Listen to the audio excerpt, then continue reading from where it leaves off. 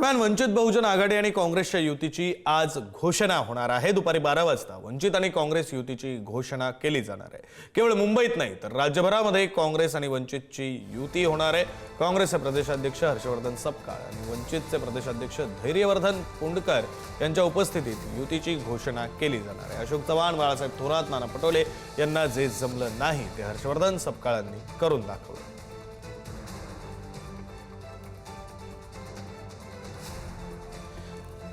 काँग्रेस आणि वंचितच्या युतीची आज घोषणा होणार आहे। थोड्याच वेळामध्ये संयुक्त पत्रकार परिषद पार पडणार आहे।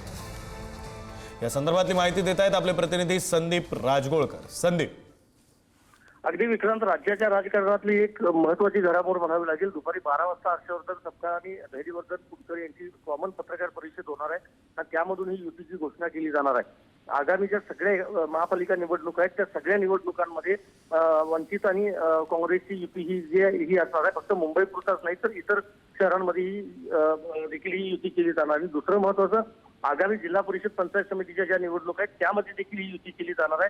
त्यामुळे नक्कीच ही एक मोठी राजकीय घडामोड म्हणावी लागेल, कारण बऱ्याच भागामध्ये वंचितचे मतदार मोठ्या प्रमाणामध्ये आहेत, कार्यकर्ते मोठ्या प्रमाणामध्ये, त्यामुळे त्याचा फायदा नक्कीच काँग्रेसला होईल। प्रकाश आंबेडकर आणि हर्षवर्धन सपकाळ हे ज्या वेळेला भेटलेले होते तेव्हापासूनच युतीची खरं तर चर्चा सुरू झालेली होती आणि काँग्रेसनं स्वबळावर निवडणूक लढवण्याची घोषणा मुंबई पुरता केली होती, मात्र वंचितला सोबत घेऊ असं देखील सांगितलं होतं। त्यामुळे आता संपूर्ण राज्यभरात ही युती पाहायला मिळेल।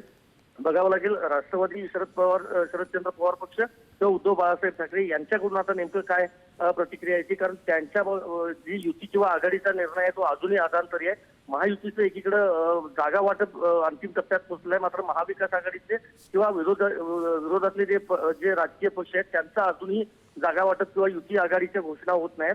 त्यामुळे पहिल्यांदाच काँग्रेस आणि वंचितची ही युतीची घोषणा जी आहे ती आज दुपारी 12 वाजता होणार आहे। धन्यवाद संदीप दिलेल्या या सगळ्या सविस्तर माहितीसाठी।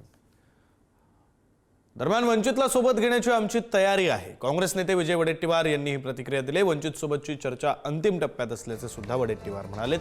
वंचित आणि काँग्रेस आघाडीचा महापौर होणार असा विश्वास वडेट्टीवारांनी बोलून दाखवला।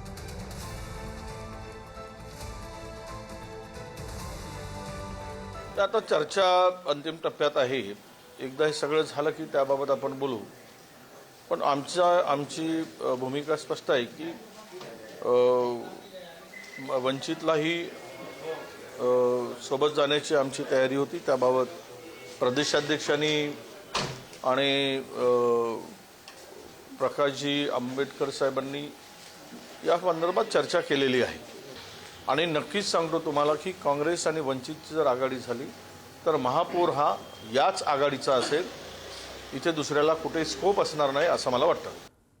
काँग्रेस आणि वंचितच्या युतीचं आम्ही स्वागत करू, ठाकरेंच्या शिवसेनेचे खासदार संजय राऊत यांनी ही प्रतिक्रिया दिलेली आहे।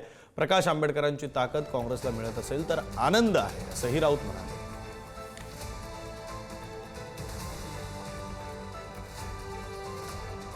काँग्रेसने घोषणा केली हे बरोबर आहे, पण माननीय प्रकाश आंबेडकर यांनी ही युती मान्य केली आहे का?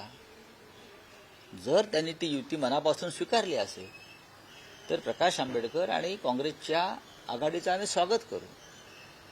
प्रकाश आंबेडकरांसारखी ताकद जर काँग्रेसला मिळत असेल तर नक्कीच आनंद आहे। आम्ही लोकसभेला प्रयत्न केला, विधानसभेला प्रयत्न केला, पण आम्हाला यश मिळू शकलं नाही। काँग्रेसबरोबर राहून मुंबई महाराष्ट्रात राहणार असेल, लढायला सगळे तयार असतील तर आम्ही या लढाईचं पण स्वागत करू।